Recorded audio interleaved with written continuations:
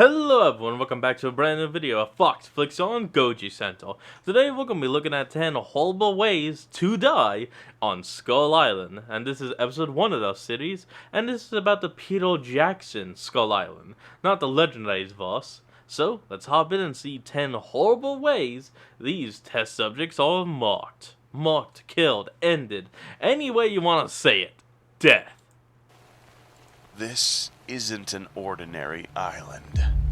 Once you step onto its shores, you're redefined as prey. Your days, hours, seconds, they're numbered now. Any life you had before you arrived here, consider it gone. Yeah. Your destiny is no longer in your hands. Nope. Determined by who finds you first. Your only options? Pray that death comes quickly. Begin. In this episode, we will visit one of the most dangerous cinematic universes in history, Skull Island. Except this island is different, filled to the brim with predators that will not think twice before sinking their teeth into you and enjoying the act of killing. Oh god. A land so twisted that even prey animals can call you food. In the analysis platform, these test subjects will be shown no pity, no mercy, while we explain in detail the horrendous ways to perish on this island. Subscribe now if you don't want to miss the next wave of carnage. Goji Center now wait for presents episode 10 2. Ways to Die in Peter Jackson's Skull Island, Part 1. Number 1, peeled to the bone. Oh god. Upon being dropped in this Skull Island, we can almost guarantee that you'll be dead within a couple of hours, doing things as simple as trying to cross shallow water. There is one creature around here that does not pass by any opportunity for an easy meal. Oh boy, what is it? Especially given their large numbers. The killer eel. These predators prefer to thrive in large schools of up to 100 members, measuring anywhere between 100 of these little things? God bless. Yeah, no, if a human falls in, he's peeled like a banana. Oh my god. 2 to 3 feet. A single one of these eels may not seem like a threat, but add a few more into the mix and now we have an inescapable situation. Yeah, These no. aren't closely related to real-life eels, but they are more related to lampreys. Their teeth formations resemble Ugh. those of a cookie-cutter fish as well, perfectly shaped to slice flesh off their victims. Once the first one takes a bite, the blood expelled from the victim will drive the God. surrounding eels into a ruthless feeding frenzy, while stopping at nothing until nothing is left except a bare skeleton. You'll feel every bit of pain during this experience until enough blood has left your body, making you fall unconscious. Number 2. Oh my god. Oh, hold on folks, we got an ad. And we're back. Bloodbath. It wouldn't be a difficult task to realize that swimming in deep water is probably the worst idea. Yeah. There are many creatures to remind you of this, but today we will discuss one whose name literally means ugly wet lizard, the Odosaurus. This animal can measure anywhere between 4 to 6 feet in length. Its bulky build is what this animal relies on when hunting large prey such as this test subject. These creatures don't have gills. They rely on swimming up to the surface to breathe air, except unlike humans, their lungs have a much greater oxygen capacity, allowing them to hold their breath for at least 3 minutes. We'd like to guess that this is more than most of you can hold your breath for. This animal's large mouth, equipped with straight teeth, will begin to grip a victim by the extremities and begin to swim downwards. The struggling motion will accelerate oxygen depletion in your body, not to mention the blood lost during this struggle. Any accompanying Odosaurus would grip onto other extremities, injuring them so much that swimming up to the surface would be more painful than just succumbing to these creatures. Fatigued, Oh my god. bled out, and out of breath. There's not much you can do against these creatures. Yeah, no, Number definitely. 3, face off. Not every animal on this island survives on flesh alone. There are some creatures here that enjoy the delights of plant life, fungi, and, of course, flesh. Damn This it. next relatively known creature is known as the Avarasaurus. Don't let this I happen. mean, come on, that is something. It's like, oh yeah, don't worry. There's some that don't eat only flesh. You got plants, fungi, humans. It's like, oh, yeah, great, thanks. Thanks! Yeah, no, that makes me feel better. Great. Hadrosaur-like build fool you. If you look closely, this animal has 2 sets of sharp clawed hands on its forelimbs, and very sharp rows of pointy teeth, which are used for gripping flesh, strong neck muscles to yank backwards to tear apart and consume its meal. Apart from this thing is also quite large. Some specimens range from 18 to an outstanding 26 feet in length. If one of these creatures is currently thirsting for blood, expect nothing else but a swift attack from this agile creature. Its swing and sharp claws would be strong enough to crunch through the upper part of the skull, pierce the brain, and leave the victim faceless, exposing empty eye sockets and nasal cavities underneath. Oh my god! This was a quick death, but this victim will now be swallowed in chunks. Its body parts digested in this animal's extremely corrosive stomach acids, leaving no evidence. Number 4, Tree Ambush. Perhaps the fastest way to get killed in Skull Island is spending prolonged periods of time in dense jungles. Being in these environments would make anyone fair game to get ambushed from all directions, from below, sides, and above. There's an animal in these jungles that does this in highly coordinated attacks. This is the Deinocanosaurus, whose name means terrible dog lizard, and lives in these dense jungles in packs of up to a dozen adult members with young. Measuring up to 3 to 4 feet in length, this makes them around the size of an average dog. Similar to wolves, for instance, they prefer to hunt in highly coordinated attacks, leveraging their knowledge of the dense forest to corner prey and attack from all directions, even from above the trees. So it goes into the tree line and drops down onto... Okay, no, that's actually kind of cool.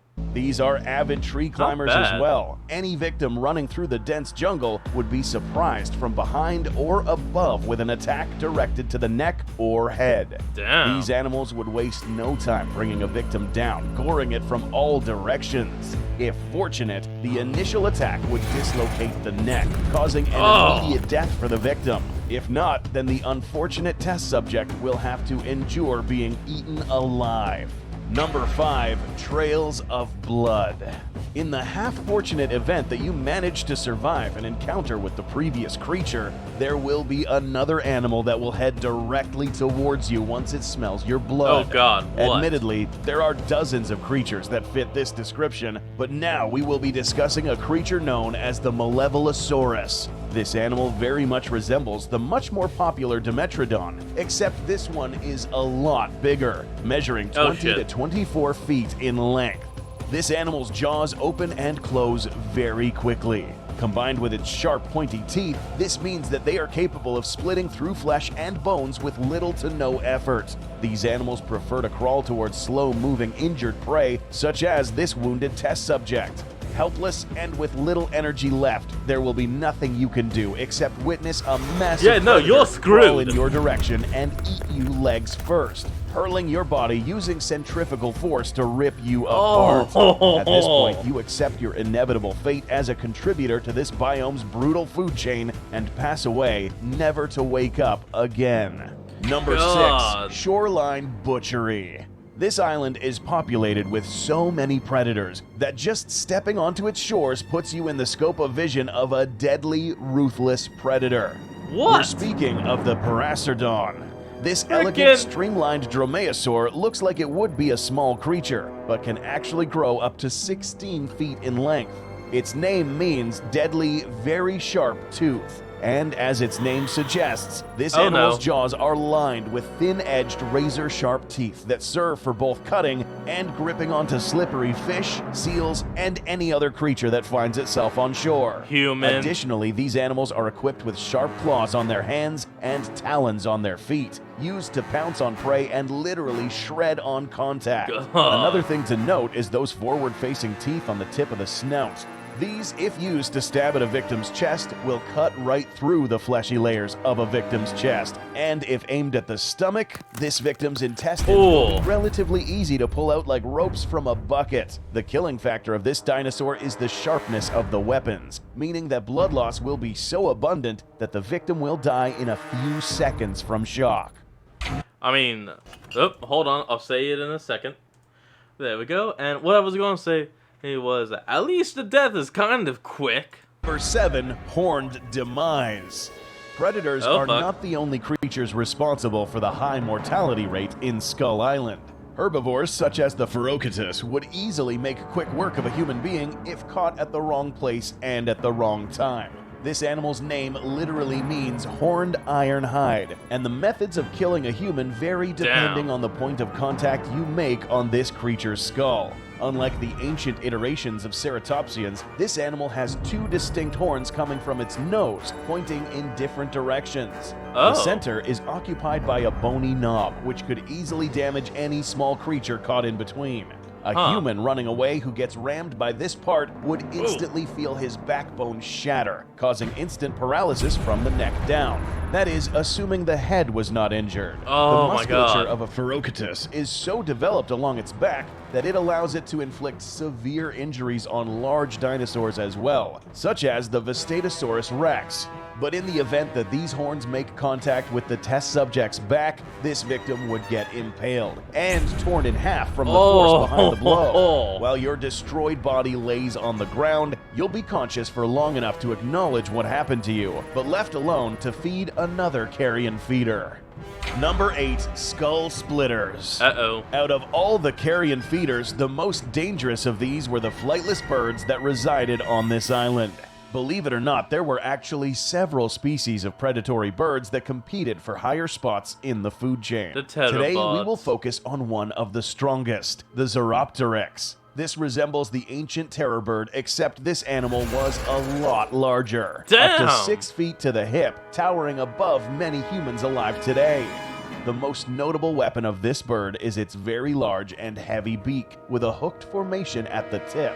The weight behind the cutting power of these bites meant that they could easily cut through human limbs without any issues. Yeah, I Similar to the bet. Malevelosaurus, except this animal makes cleaner cuts. A quicker, more effective method of hunting for this animal was to use its beak as a pickaxe of sorts. Oh, Leveraging wow. the weight of this massive beak, if this tip manages to hit the posterior part of a running victim, it would cleave right through this skull, sinking into the brain, causing immediate death.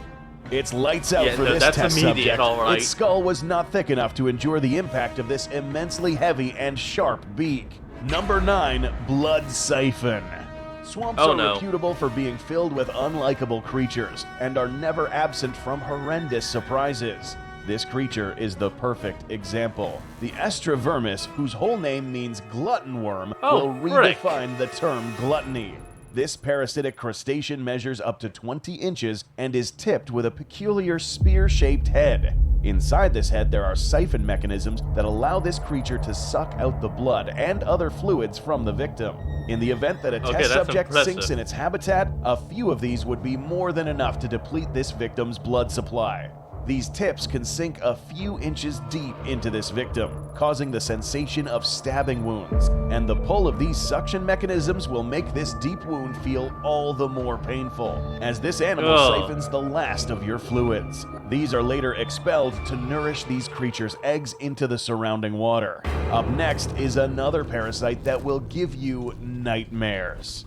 Number 10, Death Worm. Oh, here we go. Without a Oh, doubt, great. the most unlucky people to meet their end on this island are those unfortunate to fall into the deep chasms of Skull Island, the literal hell of this biome. This dark, murky environment is home to some of the most detestable organisms seen in film history.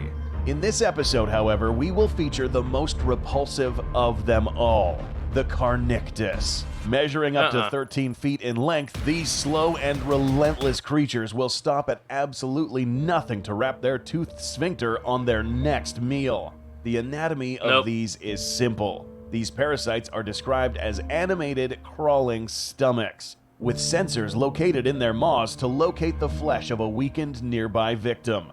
These live in close groups, so in this scenario, we will see what happens to a victim that gets caught in a Carnictus feeding frenzy. These will begin to chew at the extremities of Oh. a human, chewing until they get to the torso.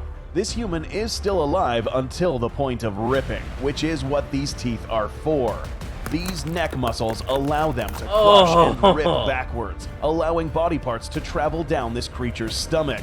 The point of death for this victim occurs at this moment, After the trunk of the torso remains, the Carnictus will begin to pick at the remainder until nothing remains. Oh my god, that was just terrible. Well, folks, that's going to be the end of today's episode. I hope you all enjoyed this. Remember to like, comment, and subscribe for more. Link will be in the description, and I'll see all of you folks next time when we flick on. Peace out.